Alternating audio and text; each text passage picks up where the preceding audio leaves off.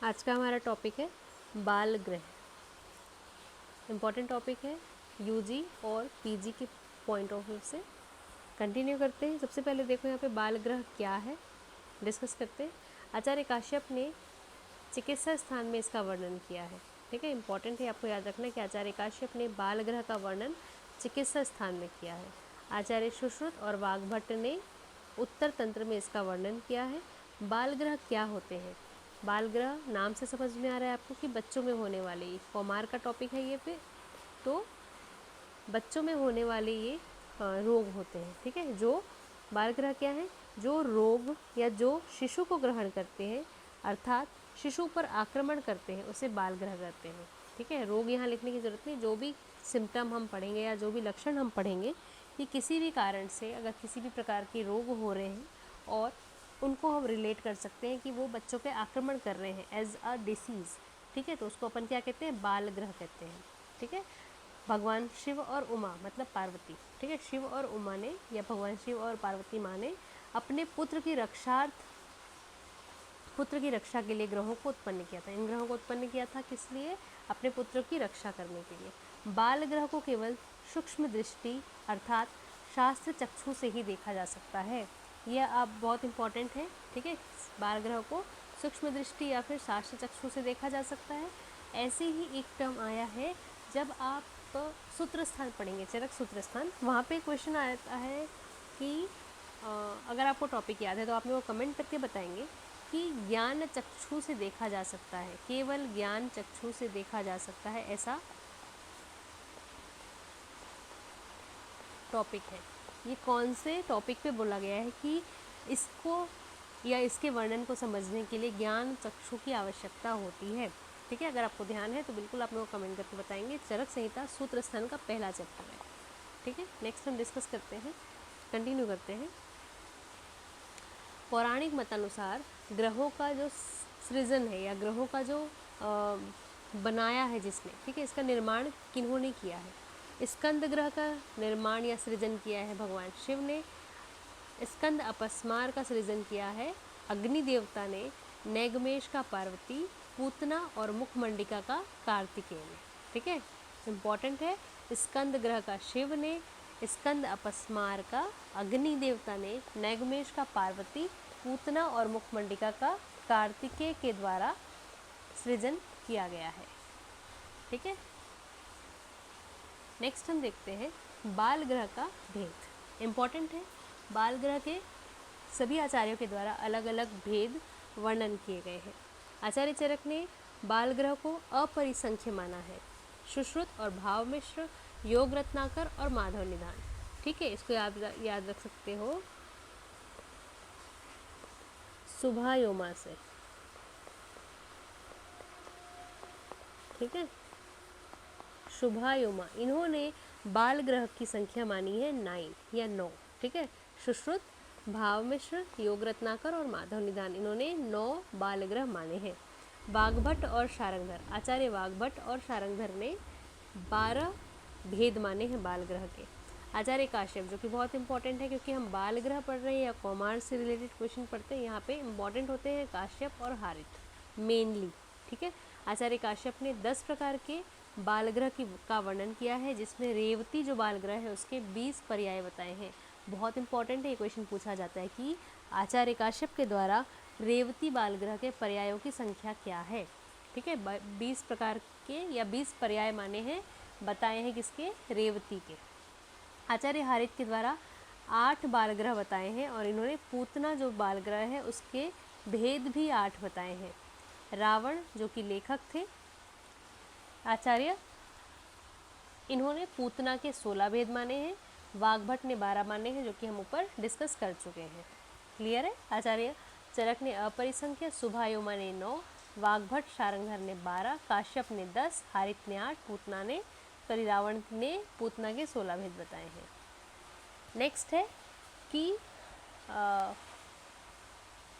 बाल ग्रह जो है वो 3 कारणों से ही, ग्रह बाधा जो होते हैं वो उनके 3 कारण होते हैं। कौन कौन से कारण होते हैं? 3, हिंसा, रति और अर्चना। इसके बारे में हम डिस्कस करेंगे कि ग्रह बाधा जो होती है वो लगती क्यों है, या ग्रह वो बच्चों को आती क्यों है, लगती क्यों है। या तो वो हिंसा करना चाहते हैं, या रति क्रिया करना चाहते हैं, या फिर अपनी अर्चना या फिर पूजा करवाना चाहते हैं। ठीक है, नेक्स्ट है जितने भी बाल ग्रह हम डिस्कस करेंगे उनकी मेनली या स्पेसिफिकली एक विशेष गंध होती है। ठीक है, जब आपको क्वेश्चन आता है कि मान लीजिए क्वेश्चन आता है रेवती शॉर्ट नोट्स में, ठीक है, शॉर्ट नोट्स या टिप्पणी लिखने में आता है रेवती ग्रह, फिर आपको पूरा पहले तो बाल ग्रह को डिस्कस करना है कि बाल ग्रह क्या होते हैं। आचार्यों ने अगर आपको थोड़ा सा अपने क्वेश्चन को लेंदी बनाना है, ठीक है, 2 से 3 नंबर का है, वैसे वो बहुत इतना डिटेल नहीं, मेन चीज़ लिखनी होती है। ठीक है, टाइम मैनेजमेंट बहुत इंपॉर्टेंट है, पर थोड़ा बहुत अच्छे से लिखेंगे तो टीचर जो होते हैं वो थोड़े इंप्रेस हो जाते हैं। ठीक है, नेक्स्ट कंटिन्यू करते हैं कि जैसे आता है रेवती ग्रह, तो आपको पहले बाल ग्रह बताना है कि बाल ग्रह क्या होते हैं, फिर किन्होंने क्या क्या बताया है, जैसे कि रेवती का पर्याय बताया है 20, है ना, काश्यप ने, हम डिस्कस कर चुके हैं ये चीज़। तो फिर ये इम्पॉर्टेंट है कि सभी स्पेसिफिक गंध होती है जितने भी ग्रह होते हैं ना उसमें, कि अगर ये ग्रह लगा है तो बच्चे का लक्षण कैसा होगा और उसमें से कैसी गंध आएगी, ये इम्पॉर्टेंट है। ठीक है, स्कंद ग्रह जो होता है उसमें बच्चे से, अगर किसी बच्चे को ये बाल ग्रह लगता है स्कंद ग्रह, तो बच्चे में से या बालक में से क्षतज गंध या रक्त की गंध आती है। क्षतज गंध या फिर रक्त की गंधी वहाँ से उस बच्चे में से आती है। स्कंद अपस्मार यदि है तो पूय शोणित गंधत्व, ठीक है, पूय शोणित मतलब थोड़ा सा पस वाला जो गंध रक्त होता है, सड़ा हुआ या मवाद वाला, ऐसा गंध उस बच्चे में से आती है। ठीक है, स्वग्रह अगर देखें, स्वग्रह ग्रह से अगर वो पीड़ित है तो विट गंध मतलब पुरुष युक्त गंध उस बच्चे में से आती है। मुखमंडिका यदि ग्रह लग जाता है तो गोमूत्र गंध ही उस बच्चे में से गोमूत्र के समान गंध निकलती है। पित्त ग्रह अगर है तो शव गंधता, जैसा एक शव महकता है या शव में से कोई स्मेल आती है, वैसी उस बच्चे में से आने लगती है।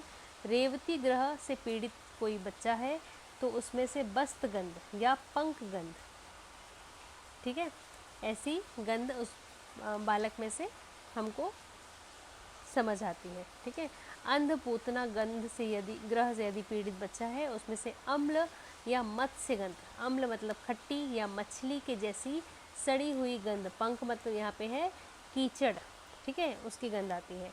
अंधपूतना में अम्ल मतलब खट्टी स्मेल होगी या फिर मछली के जैसी स्मेल होगी। नैगमेश ग्रह यदि किसी बच्चे को होता है या नैगमेश ग्रह से पीड़ित कोई बालक है उससे बस्त गंधी आती है। शकुनी ग्रह से पीड़ित अगर कोई बालक है उससे विहंग गंधी या विहंग के समान गंध उत्पन्न होती है। पूतना ग्रह से पीड़ित बालक में काक गंधी मतलब कौवे के समान गंध उत्पन्न होती है। ठीक है, इम्पॉर्टेंट है ये आपको बार बार जब हम डिस्कस करेंगे डिटेल से एक सभी ग्रह के बारे में डिस्कस करेंगे। ये जो है वो आचार्य काश्यप के अनुसार है, इन्हीं 10 के बारे में हमको आगे डिस्कस करना है डिटेल से। ठीक है,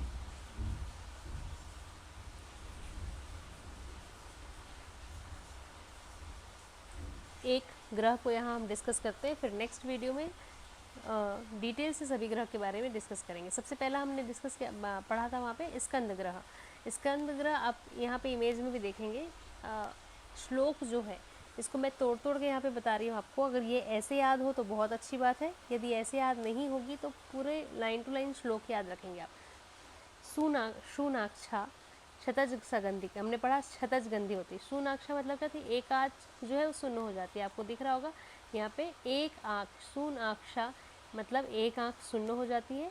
क्षतज सगंधिक शरीर से रक्त के जैसी गंध आ रही है। वक्रास्यो हत चलित एक पक्षम नेत्र, ठीक है, चेहरा टेढ़ा हो जाता है, जो फेस है वो थोड़ा सा टेढ़ा हो जाता है और एक आँख की पलक जो है वो चलना बंद हो जाती है। हत चलित एक पक्षम नेत्र, एक आँख की पलक जो है वो चलना बंद हो जाती है, ठीक है, और चेहरा जो है वो थोड़ा सा टेढ़ा वक्र हो जाता है, टेढ़ा हो जाता है। गाढ़ मुष्टि वर्चा, जब वो मल त्याग करने बैठता है तो उस समय मुट्ठी जो है वो बहुत तेजी से कसने लगता है। गाढ़ मुष्टि वर्चा, वर्च, ठीक है, गाढ़ मुष्टि मतलब हाथ की मुट्ठी बंद कर लेता है। वर्च निरुष्यति मतलब वर्च के समय या फिर जब पुरुष या मल त्याग करता है उस समय मुट्ठी जो है वो कस लेता है। गाढ़ मुष्टि वर्चा, ये आपको याद रखना है। सूनाक्षा छतज सगंधिक वक्रास्यो हत चलित एक पक्ष्म नेत्र। गाढ़ मुष्टि वर्चा, ये इसके लक्षण है, इंपॉर्टेंट है। हतैक पक्ष स्तब्धांग स्वस्वेदो नतकंदरः। हतैक पक्ष मतलब शरीर का एक भाग निष्क्रिय हो जाता है। स्तब्धांग, ठीक है, अंग जो है वो जड़ हो जाते हैं, मतलब काम नहीं करते अच्छे से। सस्वेदो, पसीना आता है। और नतकंदरः, जो कंधे हैं या उसकी ओर क्या होती है, गर्दन जो है वो कंधे पर झुक जाती है। ठीक है, इसी को हम आगे फिर से पढ़ते हैं एक बार। वक्र वक्तो वमन लालाम भृशमूर्ध्व निरीक्षते वैकल्यम मरणम वा भवेद ध्रुवम एक नेत्रस्य गात्रस्य स्रावः। ये इम्पॉर्टेंट लक्षण है। ठीक है, वक्र वक्रो मतलब चेहरा टेढ़ा हो जाता है, बच्चा बार बार ऊपर की तरह देखता है। वमन लाला, ऊपर देखता है तो क्या लार, उसके मुंह से जो है लार बार बार या अधिक मात्रा में निकलती, तो ऐसा लगता है कि लार युक्त वमन कर रहा है। वक्र वक्रो वमन लालाम भृशमूर्ध्वम निरीक्षते। ठीक है, भृश मतलब भृष्म ऊर्ध्वम लगातार क्या है वो ऊपर की ओर, ऊर्ध्व की ओर निरीक्षण करता है, देखता है। वैकल्यम मरणम वा भवेद ध्रुवम, यह स्थिति जो है वो विकलता भरी है।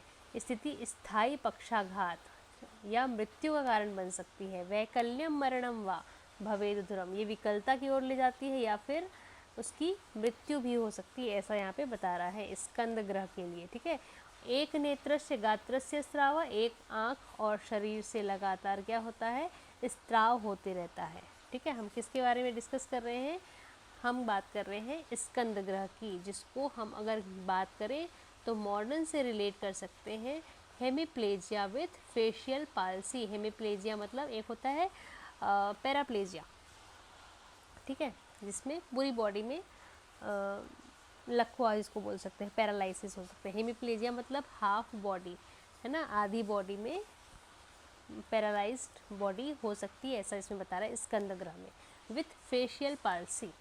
ठीक है, इसमें क्या हमको याद रखना है, ये जो श्लोक के टर्म्स हैं वो आपको पीजी के लिए इम्पॉर्टेंट है। ठीक है, पीजी के पॉइंट ऑफ व्यू से क्वेश्चन पूछा जाता है। मान लीजिए था गाढ़ मुष्टि वर्चा, ये कौन से स्कंद ग्रह के लक्षण के अंतर्गत पढ़ा जाता है, ये पूछा जाता है। ठीक है, तो क्या है, शूनाक्षा शतज सगंधिक, शूनाक्ष शतज सगंधित, एक आँख क्या है सूनी है या एक आँख बंद हो गई है काम करना या फुली हुई है।